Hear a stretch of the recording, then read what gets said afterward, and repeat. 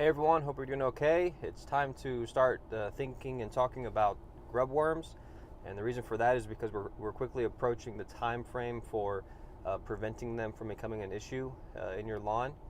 The time frame is late spring and early summer, so next month we're going to start doing our preventative applications, and we'll continue them through the beginning of June or so. And timing is very important for the preventative applications. The way the preventative works is your June bugs they're going to lay eggs, in late June into July. Those eggs are going to hatch, grow into grubs, and they'll start feeding on your lawn.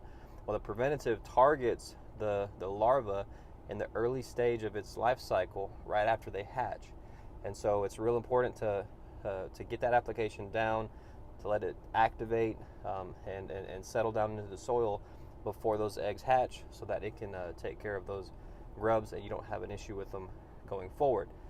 The preventative is going to keep grubs out for the fall and then even into next spring. So again, super important application. You don't want to miss it. You don't want to mess with the grubs. It can be very costly to have to deal with a grub control problem in your lawn.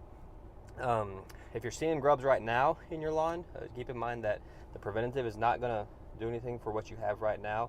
What you have right now is going to have to be treated with a control, something that's going to kill what you have right now. But we're talking prevention for the fall, like I said, the fall and into next spring. So just put that in the in the back of your mind, and keep it in the back of your mind. It's coming up quickly, and I'll make more videos about it over the next couple of weeks, talking about the grub prevention and what you can do to keep those nasty critters out of your lawn. So hope that helps. If you have any questions, let us know. We'll help you any way we can. Thanks.